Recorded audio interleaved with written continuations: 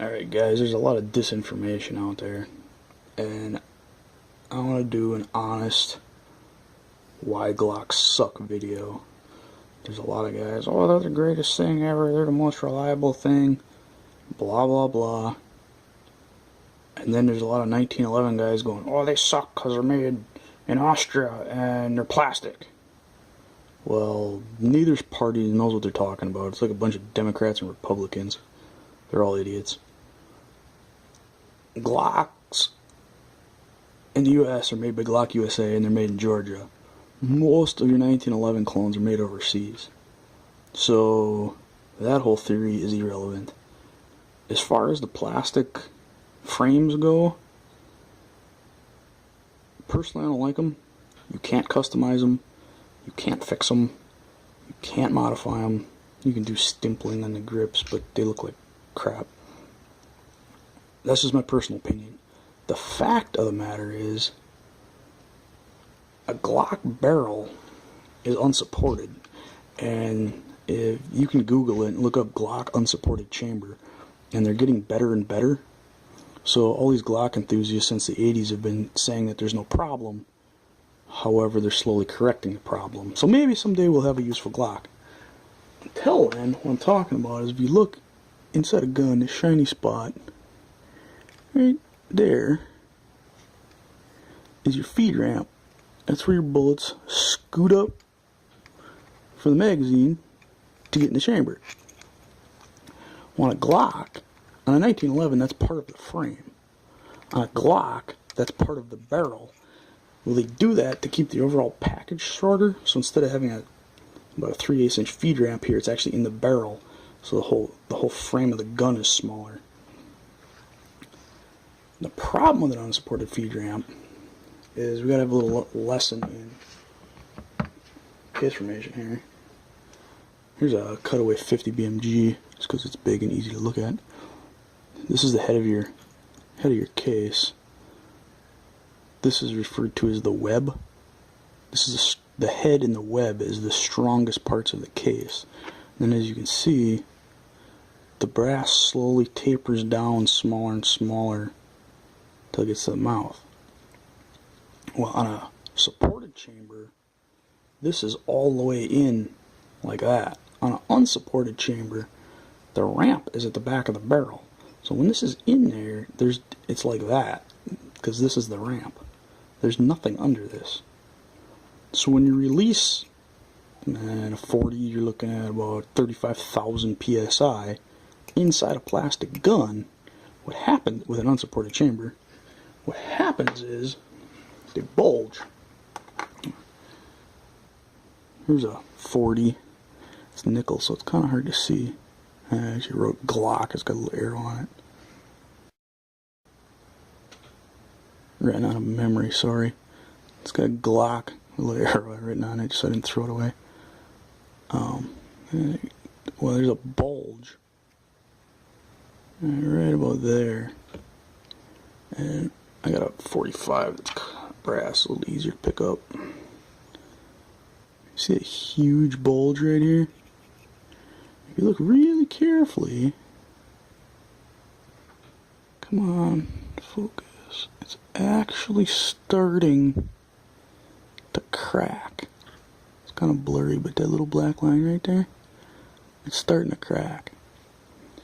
Now, so this is your 45. This is your 45 on crack. And these guys go, oh, well, like Lee makes a product called a bulge buster. And it's for prodrome bulges or baseline bulges, not unsupported chamber bulges. And oh, we can full length size that and we'll iron that out. Well, what happens is brass is a metal that work hardens. If you don't believe me, we'll consult the book here. And this is one of Hornady's load manuals. And we have work hardening. To change a grain structure of metal by drawing or working. Brittle, work hardened case necks are often annealed to prevent cracking. Not a big fan of this book, by the way, but That's a different subject. You ever bent a paper clip too many times and it breaks? Well, it's got a screwed up mouth on this old 223. I wouldn't do this to good brass. If you take brass and you smash it and you work, every time you bend it, it gets more brittle at the joint. And, oh, yeah, I can straighten it back out, no big deal. Good as new. Oh, yeah, I can straighten it back out, good as new. After about, oh, what was that crack? Oh, there goes the top of the brass. So when you're shooting range brass from a Glock, and it develops that big bulge, and you sweep a bunch of brass, you polish it all, you run it through your equipment, you don't even look at it, all those get ironed out. You never saw them. Now you put them back through a real gun with a fully supported barrel. I don't care about the brand or the make or whatever. That little portion of brass is work hardened. It's a lot more brittle than it was. With a fully supported barrel, it can't really go anywhere because it's supported. Let's say you're a Glock shooter. You can still rupture these. You can rupture heads on any gun. Anything ever made.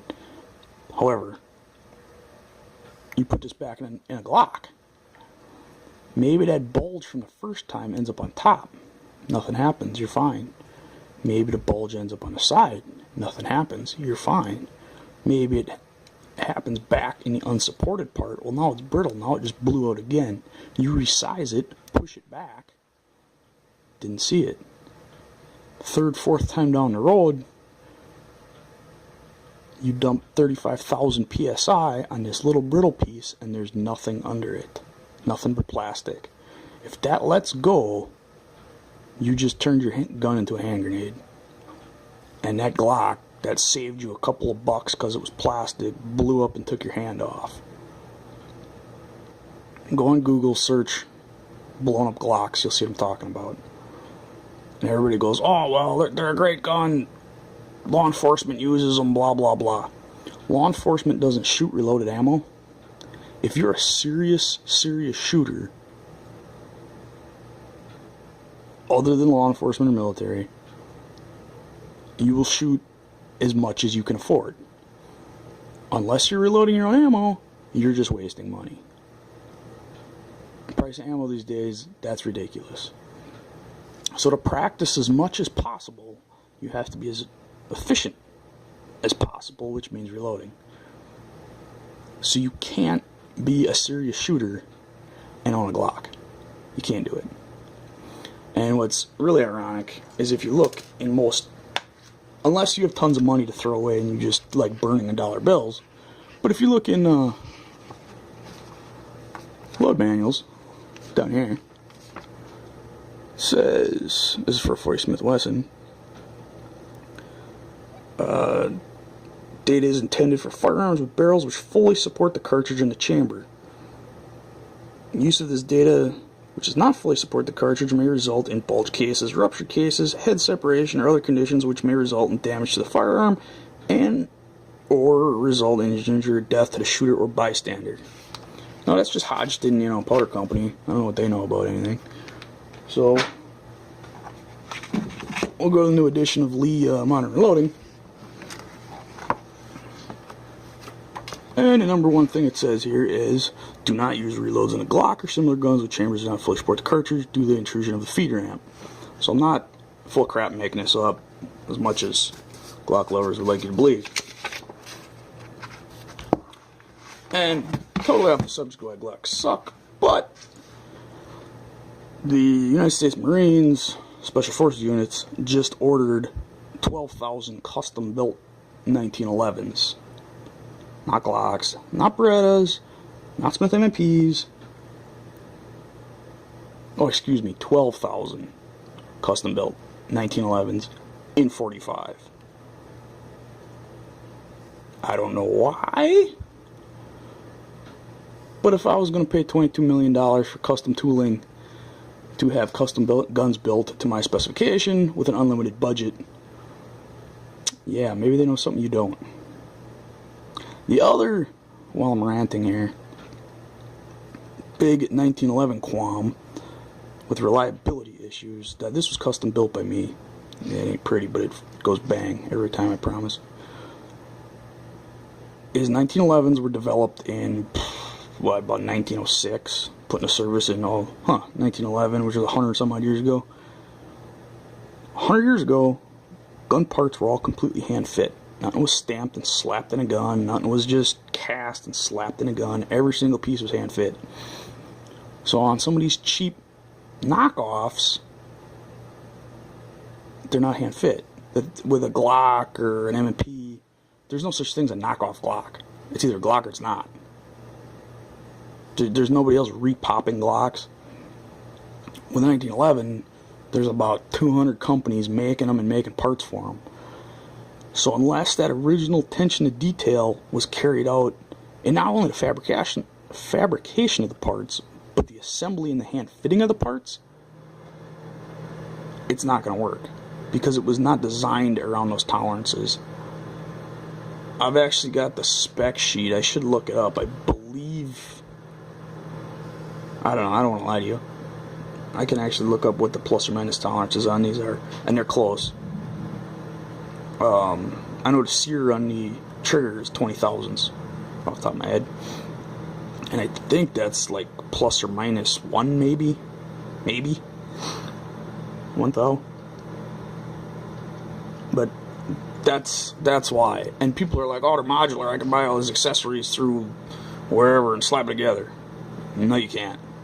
It's not an AR, it's not a Glock. You can't just whip parts on it and think it's gonna work because it looks cool. Either know what you're doing or take it to a qualified gunsmith, because there's a whole lot of very important, extremely important, very subtle. There's a reason that custom hand-built 1911s cost as much as they do, because I'm not gonna lie to you, I probably have more than 100, way more than 100 man hours stuck in this. It doesn't look like much.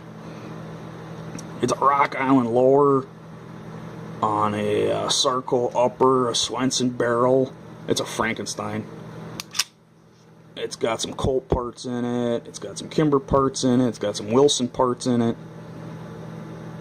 It's got some Hogues on it. But it shoots like a house of fire. But that's Brits would say I'm just waffling. Hope y'all learn something next time.